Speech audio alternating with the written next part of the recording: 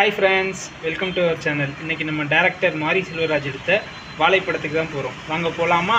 போகலாம். அது எங்கே இருக்குதுன்னு பார்த்தீங்கன்னா நம்ம புதுக்கோட்டையில் இருக்கிற விஜய் சினிமாஸ் தான். வாங்க அங்கே போயிட்டு அதுக்கப்புறம் என்ன நடக்குதுன்னு சொல்லிட்டு பார்க்கலாம். வாங்க போகலாம்.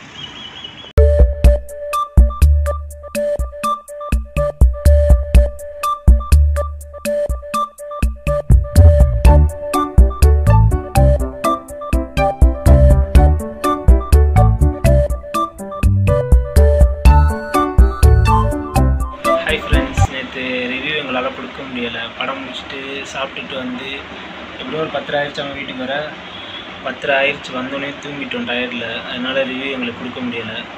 நான், அக்கா, தாத்தா 3 பேரும் வந்து ரொம்ப சோகமாக பார்த்துக்கிட்டு இருந்தாங்க. ஆனால் அம்மா தான் அழுது பார்த்தேன். ஃபஸ்ட்டு அவங்ககிட்ட ரிவ்யூ கேளுங்க. எப்படிமா இருந்துச்சு படம்? ரொம்ப நம்மளுடைய எல்லாருடைய எமோஷ்னலையும் கொண்டுட்டு வந்துட்டார் மாரி செல்வராஜ். எப்போவோ நடந்தாலும் அந்த ஆக்சிடெண்ட்டு நமக்கு இப்போ நம்மளுடைய வாழ்க்கையில் நடந்த மாதிரி நமக்கு எமோஷ்னல் டச்சை கொடுத்து அந்த லாஸ்ட்டு சீன் எல்லாருமே அப்படியே அசையாமல் எல்லோரும் பார்த்துக்கிட்டு இருக்காங்க. அந்த ஒரு எல்லாரையும் ஒரு அரை மணி நேரத்துக்கு அப்படியே உட்கார வச்சது அவருடைய மிகப்பெரிய ஒரு இதாக இருந்துச்சு. அந்த கதையோட அந்த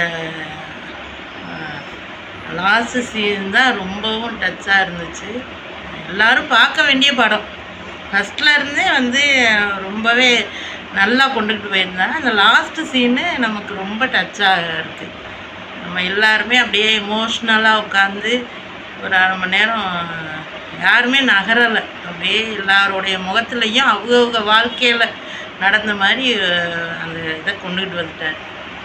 எல்லோரும் பாருங்க, அவருடைய வாழ்க்கை அந்த நடந்தது நமக்கு நடக்கிற மாதிரியே ஒரு ஃபீலிங்கை கொண்டுட்டு வந்திருக்காரு. எல்லோரும் பார்க்க வேண்டிய படம். உண்மையிலே அம்மா சொன்ன மாதிரி அப்படி தாங்க இருந்துச்சு படம்.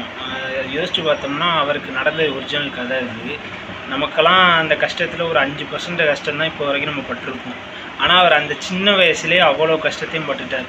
நம்ம யோசிப்போம்ல, நமக்கு யோசித்து பார்த்தா நம்ம படுறது தான் இவ்வளோ பெரிய கஷ்டம், வேறு யாருக்கும் இந்த கஷ்டம்லாம் இருக்காது அப்படின்னு யோசித்து பார்த்தா படத்தில் போய் பார்த்தா தான் தெரியுது அவர் நம்மளோட பயங்கர கஷ்டம். ஒரு நம்ம 5 மடங்கு. சாரி, நடுவில் கொஞ்சம் அம்மா எமோஷன் ஆகிட்டாங்க.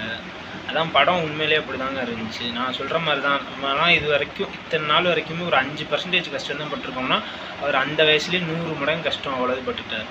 அப்படி தாங்க படம் இருக்கும். நீங்கள் போய் படம் பார்த்தீங்கனாலே தெரியும். அதான் எல்லோரும் படம் பார்த்துட்டு வெளில வரும்போது அழுதுகிட்டே வருவாங்களா, அதுக்கு உண்மையான ரீசன் இதுதான்.